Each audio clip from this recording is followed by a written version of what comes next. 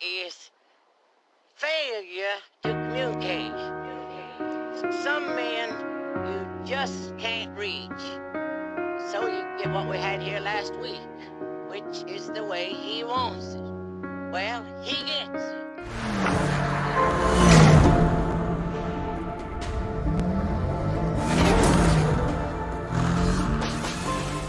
Hello everyone, Nathan here.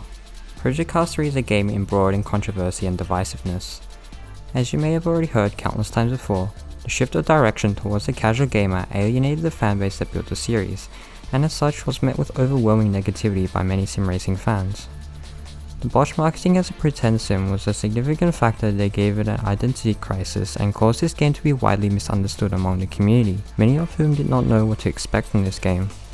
This was to such an extent that it was essentially dead on arrival and few ever gave it a chance to truly understand and appreciate it for what it actually is. This is not your typical Project Cars 3 video where I'll complain how terrible this is as a hardcore sim racer.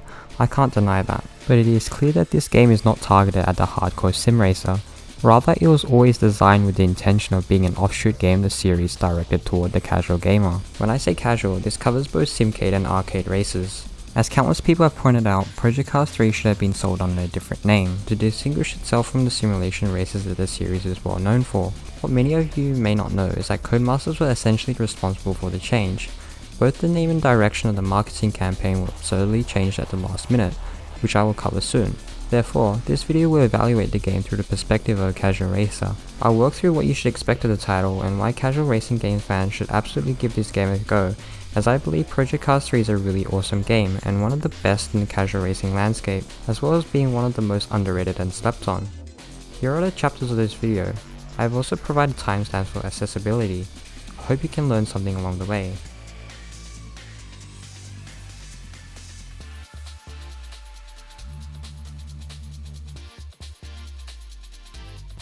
It is crucial to understand the context behind Project Cars 3 development. On the surface, the game was confusingly marketed as a pretend sim, but there is more than meets the eye. The fact that Slightly Mad Studios are working on something completely different for the next Project Cars installment shouldn't really have come as a surprise. As far back as late 2018, founder and CEO of SMS Ian Bell revealed that the next Project Cars game was to be a spiritual shift successor. Paul Rutchinski was the game director for Project Cars 3, who also directed Drive Club, so no doubt there are influences brought from that game as well. And finally, QA tester for SMS during Project Cars 3 development, Austin Ogonowski, describes the game as reminiscent of Project Gotham Racing but on circuits. By virtue of his YouTube comments, we are able to piece together more of the key motives behind the design decisions surrounding the game. According to Ogonowski, the business case and conception for Project Cars 3 was motivated by a misinterpretation of Project Cars 2 sales and figures. The original Project Cars generated massive sale figures for SMS on day one, primarily because in 2015, GT Sport was delayed and there was no racing sim on the PS4 yet. When Project Cars 2 didn't match those immediate insane sales figures, the decision was made that sim racing was too finicky of a market, and instead try their hand at a Horizon-style offshoot. In reality, pCars 2 sold very well over its total lifetime, so this shift in direction was ill-advised and in hindsight shouldn't have happened. What the player stats for pCars 2 also revealed was that the general player base did not utilize features such as qualifying tyre wear, fuel use and pit stops, hence the reason they were dropped from the game in a bid for the player to focus more on the driving, rather than the whole team management aspect. This was understandably met with much criticism for a sim racer. However, in a casual racer, such features are not critical components, although having the option would be nice. Throughout 2019, the next Project Cars game was frequently hinted at being called Project Cars Revolution, evident in various news articles and tweets. Most notably, this can be seen through concept renders of the Madbox console, a wacky idea proposed at the start of 2019. And by May, key investors which apparently were to bring in close to $1 billion had pulled out of the project supposedly due to the announcement of Google Stadia. As such, by the year's end, the plan looked to be completely shelved. The big news was in November 2019, where Codemasters had acquired Slightly Mad Studios, which was to be a turning point in the fate of the upcoming Project Cars game. Paraphrasing Austin's comments, Codemasters' takeover of Slightly Mad Studios occurred very late in the development of Pre-Cars 3. They were worried it would confuse investors to have two arcade races from the same company, competing against each other on the market at the same time, Grid 2019 and Project Cars Revolution. Cody's, who is a publicly traded company, realized that this would confuse shareholders, so they theorized that the investors would understand that one was arcade and one was sim. Therefore, they ordered Slightly Mad Studios to change the name from Project Cars Revolution to Project Cars 3 in order to appease shareholders and pretend it was a sim, despite the glaring fact that it was clearly originally designed as an offshoot. As a result, we had to write these bizarre, nonsensical development blogs acting if the removal of sim elements was a good thing. This resulted in absurdities like our physics guys having to write blog entries about how realistic our very obviously arcade racer was. This revelation certainly makes you reevaluate the whole situation now, doesn't it? We can quite obviously establish that this game is designed as an offshoot. It is clear throughout all aspects of the game that there are purposeful design decisions to make this game accessible to the casual gamer. The developers are not crazy, it was never intended to be a hardcore simulator, and don't ever go into the game expecting one. Thus, marketing pCars 3 as a pretend sim was almost certainly destined to backfire. Again, many will say had the simple fact that this game been sold under a different name, it would have avoided a lot of uproar. I can't deny that. But funnily enough, is such a marketing strategy really such a left field idea? As absurd as it sounds, a lot of companies actually do make a lot of bold marketing claims which don't match the product. A good example of this is Gran Turismo and Forza Motorsport, who proudly claim they are realistic simulations, when in reality it's all pure marketing. Face it, they are not hardcore sims. For better or for worse, people tend not to be so worked up on this because people are used to these games as simcade. These game series also happen to have a devoted fan base, some of whom are blinded by the sheer fanaticism and willful ignorance. Don't worry, I was in the same boat once before. I digress. Considering this, no, it actually isn't that far-fetched in perspective. Except for the fact that this game carried the Project Cars name. It was not an evolution of the previous entries, rather a drastic revolution that switched game styles altogether. A mainline Project Cars entry obviously comes with big simulation expectations, which as fate would have it, pCars 3 didn't fulfill as many would let you know. Knowing this, we can now easily blame Codemasters for forcing the name change, but that wouldn't have occurred had Slightly Mad remained independent and been able to maintain control over their product. So why did Slightly Mad sell out to Codemasters? Anyway, Austin exposes how this game got shafted even further. Paraphrased again, in mid-2019 when deep in development, it really did remind me of PGR, albeit with pCars content. The game drove great with a pad and the AI was fun to race wheel to wheel with on higher difficulties. Portimao I recall being a highlight in the GT3 cars.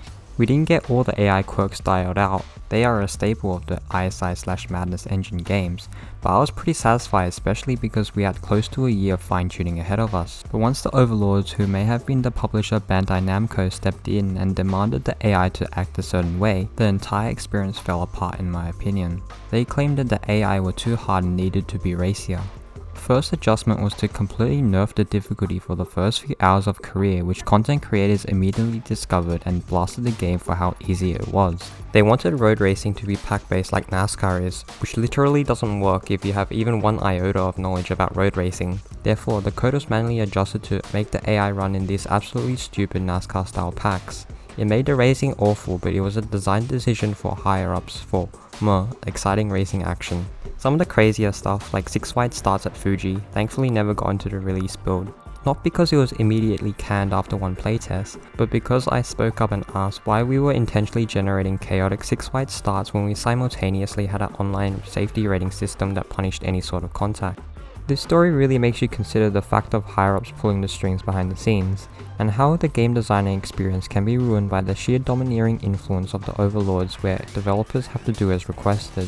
To add even more insult to injury, Codemasters has since been acquired by EA, which enables yet another overlord to be in the power of potentially misdirecting future games.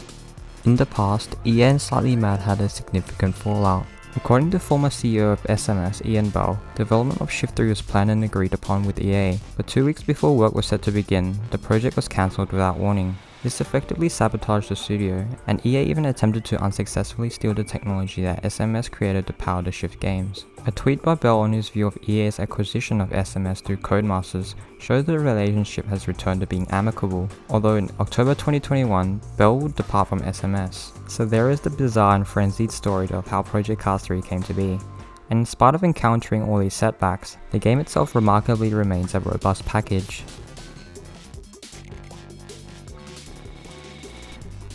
Project Cars 3 driving is his magnum opus. How a game feels to drive is one of, if not the most important attribute for a racing game. It is, after all, what you are directly engaged with in the game. pCars 3 is superb in this department. I have a general rule that realism actually makes driving easier since the physics actually make logical sense instead of working around inaccurate parameters. This is something that simcade racers attempt to achieve, but many have struggled to balance simulation and arcade well. So let's work out the simulation level of Project Cars 3. It is clear that the deliberate and purposeful design decision to make it accessible and casual has meant that from a simulation standpoint, pCars 3 is undoubtedly a step back from previous entries of the franchise, but how did it go about achieving this? Inevitably, there will be comparisons drawn to Project Cars 2, and so that is where I shall begin, as well as compare it to other casual racing games where its true competition lies. In effect, pCars 3 is pCars 2 dialed down, but that does not mean it's a worse game. Rather, it is adapted to suit a different game style, and with it, a different audience. You see, the fundamental driving physics does indeed remain very similar across the two titles, as the game retains the same sim racing physics underpinning. This is very much discernible through the car's behavior and reactions to its environment. The communication of suspension movement and weight transfer is well done. Thus, whether it be in-game and during replays, the physics model is demonstrably sound. What may surprise you is that pCars 3 did in fact receive some fundamental enhancements to its physics, in particular to the slipstreaming and tyre model, where pCars 1 and 2 suffer from tyres that will break traction unpredictably that cause sudden rotation, and pCars 3 can definitely get a better sense of predictability and feeling of the car's grip limits, inspiring more confidence to push the car. Now, when I mentioned tyres are much improved, that is true. However, as part of the whole sim features removal thing, it meant that tyre wear and pit stops were gone. How the game approached this was by making tyres automatically change according to the weather conditions, something which is also seen in Forza Motorsport 6 and 7. Of course, when news came to light of this change, it was made a mockery out of due to the community's misunderstandings of the game's identity. You might still be scratching your head on the simulation physics aspect, so let's address this in focus. What the developers have done in order to make this an accessible title is not to vastly reduce all the physics, rather they've implemented a plethora of microfiltering and dampening assists to all the cars, which makes driving significantly more approachable. Similar methods are also employed by many simcade racers such as Gran Turismo and Forza, as it also helps in controller gameplay, speaking of which this game excels in. But unlike its competition, pCars 3 has an underlying fidelity and detail in its physics shared from Project Cars 2. The hidden assists essentially take care of the many micro adjustments and nuanced input that otherwise would have been required. I hear people will scoff at this, but that is exactly the point of blending simulation and arcade.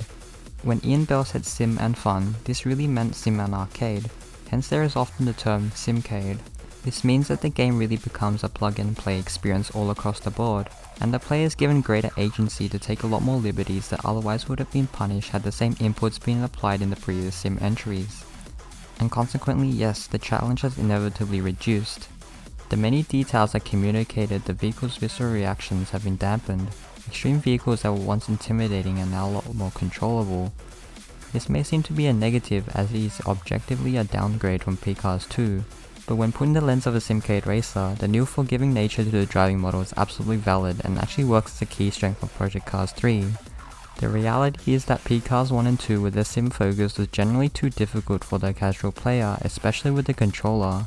That is in no way a criticism, for many sim racers are focused on delivering a goodwill experience first, but for casual racers this is generally the other way around. Project Cars 3 is fantastic regardless of inputs, and as such is a great pathway into sim racing. I'll reiterate, there is simply no other casual racer on the market that is built under the foundation of a sim racer. This is so significant as it positions pCars 3 in a very unique space that works very much in its favour, and quite frankly provides a superior driving experience to your typical casual racer. It pioneers a benchmark that future simcades and even arcade racers should seek to follow. The competition being the likes of Gran Turismo, Forza, Grid, Need for Speed, The Crew, all of which are built on simcade or arcade in mind from the very beginning, especially for the games attempting to pass the simulation. I will get into that shortly. And of course, if it's some hyper-stylized and fantasized arcade racer, like Burnout, Blur, Split Second, Hot Wheels Unleashed, as well as anti-gravity races, etc., I have no issue at all if it doesn't drive in a realistic manner, but they should still be intuitive. So just because pCars 3 is built underneath a sim racing foundation does not mean that driving is hard. It's quite the contrary when in fact you consider that despite the assists, The cars behave in a manner that is often logical and grounded in reality, even if characteristics are exaggerated and made easier. For Gran Turismo and Forza, there are physics oddities that plague both games, which not only make driving harder and more frustrating than it should be, especially when attempting to extract fast lap times, but also teach you wrong driving techniques and habits. Using the handbrake is sometimes the meta strategy. How realistic is that in the circuit racer? So Gran Turismo 7 infamously suffers from a weird slip angle and lack of grip on corner exits. Turning off ABS can often make cars very hard to drive. And with Forza, manual with clutch is always faster, and the cars are very sluggish and cumbersome. Weight transfer is not well communicated. Have you ever wondered why wheel support is so poor in the Forza series? It's because it exposes the flaws in this physics engine. And take a look at Grid Legends. Drifting your way around the circuit is generally faster than if you were to take the logical racing line. And the very arcade games like the NFS Reboot trilogy with its utterly bizarre driving and especially drifting mechanics I find to be super unintuitive. Ultimately, there are a lot of holes in the physics found in casual races. Because of this, cars end up being harder and more frustrating to drive than if they actually behaved in the way that made some sense and for it to be intuitive. pCars 3 also has inaccuracies, but they are in a way that complements fun driving, rather than making the game hard and counterintuitive. Because of how the assists prevent you from overdriving the car, you can be quite aggressive in your driving approach. Cars are often prone to oversteer on corner exits, but are very easily controlled, which makes for a very fun arcade style of gameplay. A notable example of this is cornering. Here, pCars 3 largely nullifies the initial understeer phase and front end vagueness exhibited in pCars 1 and 2, and the cars are quite sharp and direct in its movement. While this does reduce realism, it does contribute to a very fun and satisfying experience where you flow with the car more than you fight it. Overall, pCars 3 resembles reality well to produce a natural feeling, and you're simultaneously still able to learn good driving fundamentals and techniques. After all, it is built on the Madness engine that powers sim races, which is also a derivative of the ISI motor engine, so no doubt it is very competent. The engine also boasts an industry-leading dynamic time and weather system as well as LiveTrack 3.0. You have all seasons and all weather conditions for you to race in. And so therein lies a problem in many modern days' expectations and demands, which may have been blinded by all these casual games having their physics not up to scratch. In particular reference with Gran Turismo and Forza, you should not simply adapt to inaccuracies and work around the problem in order to be faster in that respective game. Players must demand fundamental standards to be met that can actually build and improve a good skill set that can transition well to sim racing. Clearly from their marketing, Gran Turismo and Forza can't accept they are simcade and are hell-bent on believing they are advanced simulation games, which make them even more of a pretend sim than pCars 3 ever was, and pCars 3 wasn't even intended to be a pretend sim until Codemasters stepped in. These series find themselves in a weird ground and fail to blend simulation arcade. Sure, Gran Turismo and Forza have more sim features, but what is more crucial is sim physics. They don't really satisfy sim racers, as the physics pretend they are real when they are not, and as such cars are often counterintuitive to drive. This is what happens if a game doesn't possess the fundamentals of a sim racer physics engine. They don't really satisfy arcade racers either, as the driving is harder than it needs to be. Like what pCars 3 does exceedingly well at is that the game owns up to the fun arcade part of simcade and actually makes the driving playful and engaging. Therefore, no game actually has done simcade properly until pCars 3. So what is the modern standard? What do people actually want? Hyper-realistic graphics seem to be the trend. From what I can see, the demand for more content, gameplay, and better graphics have gone up proportionally, but not the quality of driving. This is why we need to recognize the revolution that Project Cars 3 has brought to the simcade and casual racing landscape. It opened my eyes to what I actually want from a simcade racer. A game that is built on the physics of a sim racer, then dialed down to become accessible. That's effectively the big fun aspect of this game. The cars actually drive and behave with a good degree of realism, but is also made easier and chilled enough so it's a refreshing experience compared to a sim racer, where I'm often having to be actively concentrating to stay in control as well as be competitive and consistent, of course. When you can truly appreciate this and actually experience the driving in Project Cars 3, you almost don't want to go back to the other track-based casual races because it sets that high of a benchmark.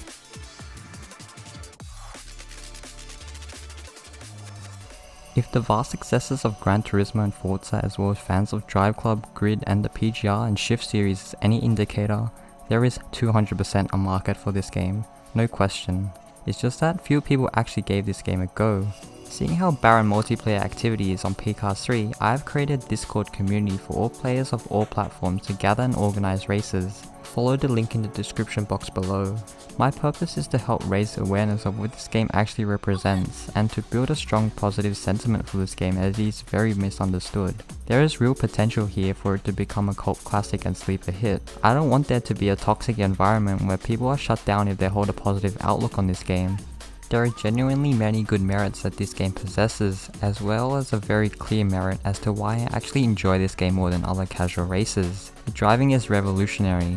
Also, a lot of modern casual racing games happen to be very average in my opinion. What I see in Gran Turismo and Forza series is that the seasoned player base continues to hope in vain for the game to come good, and all they are receiving for years now is mediocrity in return. Something seemingly as simple and old school as a career mode that rewards a good sense of progression, emphasis on car ownership and personalisation, a balanced economy is something popular racing games these days astonishingly struggle with, but funnily enough pCars 3 does a decent job here. Whether that be the modern trends of pushing a more live service and social aspect to the game, or building a competitive multiplayer esports scene, what is being lost here is the quality of single player offline gameplay. A game you can't even play offline is Gran Turismo 7, a title infamously having a grinding economy designed to push players into purchasing microtransactions. Forza faces the opposite problem. It hands you everything so easily, nothing feels very significant and rewarding. People can criticize the AI in Project Cars 3, but at least they're capable of giving you a race. Toto? Yes. It's called a motor race, okay? Sorry? We went to car racing. Somehow, despite all the money and resources from Sony and Microsoft, they haven't figured this out yet. But they do know how to produce really pretty graphics. Add to Project Cars 3's strengths is that it retains Project Cars 2's abundance of content which is thoroughly well curated, with an unrivaled track list as well as car lists with many up-to-date race cars, all of which have no substantial unlock barriers, as they are all easily accessible in the showroom and you can drive any car straight away in free play if you so choose. The 200-page Art of Immersion art book that came with the collectors and ultra editions of Project Cars 2 really gives you appreciation of all the work done behind the scenes to create all this content. People can say it's greedy that Project Cars went the way of a mass market racer, but the sheer amount of content available in the base game is anything but greedy. More people need to explore alternatives to the usual popular titles, for there are many decent racing games out there. Take Grid Legends for example, which not many people are discussing. There are many hidden gems that are deserving of a large player base. If we don't keep the competition alive, there will be more stagnation in the genre, and new releases are only going to be continually bland. If only more people could keep an open mind and not be blinded by the fandom for a particular franchise, or just follow the negative sentiment of the game, which in case of Project Cars 3 was overwhelming negativity. Again, even I was dismissive of Project Cars 3 until I actually tried it out for myself. For me, it was an eye-opening experience that really highlighted how important it is to form your own opinion and not cave into too much of the background noise. I believe we should cherish this game for it brings a significant revolution to simcade driving, and this means a lot to me. Obviously I want a successor to this game, but it's increasingly looking like that won't happen due to the overwhelming backlash that this game got. From the sunsetting Project Cars Go statement, Slightly Mad looked to be returning to hardcore simulation for Project Cars 4, and that is a great thing that a lot of people understandably want, myself included. But as evidenced by the mess of Fast and Furious Crossroads, I don't think the team can handle doing 2 projects at once, due to their limited size I suppose. Optimistically, I can hope that Codemasters can keep this simcade branch of Project Cars going, if that means getting another development team on board or expanding Slightly Mad Studios. Since Codemasters appear to think they can't have 2 arcade racing franchises, I am more than happy for this basis to transfer over to the Grid franchise. I don't care what the game is called, I just care if the game is good. And with that, I will now close out the video. I hope you have learned something along the way and maybe your perspective towards this game has changed. Maybe you're more incentivized to try the game for yourself now, and if you're feeling for some multiplayer racing, do pop into the Discord so you can easily find a session. Thanks everyone. If you enjoyed this video, feel free to drop a like in appreciation or share this video. Subscriptions of course are always welcome. Bye now.